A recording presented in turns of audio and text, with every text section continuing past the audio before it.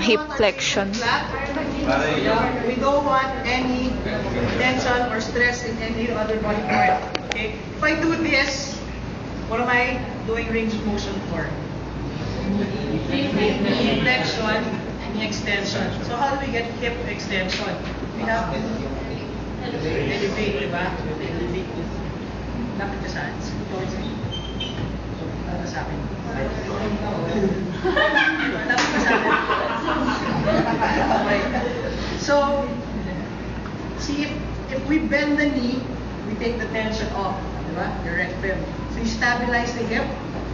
Why do we stabilize it? We don't want the back to arch also. So you stabilize that and ganyan lang. Ganyan, di ba? So mas maganda kung nasa floor. So you don't have to, ako kasi nito eh. Hindi ako mag-tiptoe. Ganyan. Side. Isang araw ay ano? Hawakan na.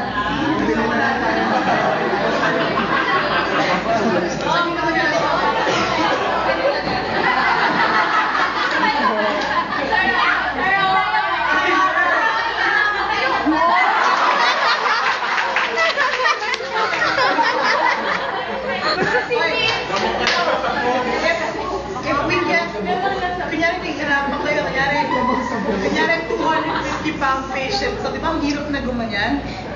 What else can we do? How else can we do this? Hip extension. Side. Side lying. Saan ka sa kanila? Notice my position ha. Wala ako sa harap, nasa likod ako. Kasi ang hirap, di ba? Straight body lang. Lapit ka sa upper body. So, bend this knee. Yan, relax lang dyan. So, we're putting that there para may stability.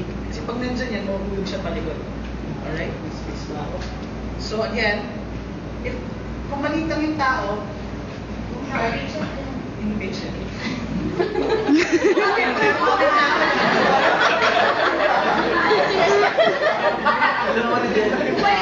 Kung malaki yung ayaw,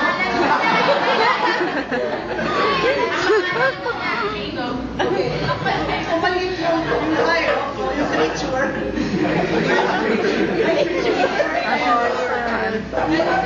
support tayo yung lipa nga. Pwede, kaya. But to stabilize the hip, do extension. Flexion, extension. Flexion, extension.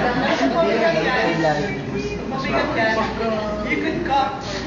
So, you see how much easier it is na yung ankle niya nasa close to my body, between my elbow and my body, and my trunk. So I can do that. Extension, flexion. Extension, flexion. Right? Why do we not flex the knee fully? Why don't we do this? Tapaka. Why don't we do it in full knee flexion and then this? Yes, again, no, it's the rectus femur.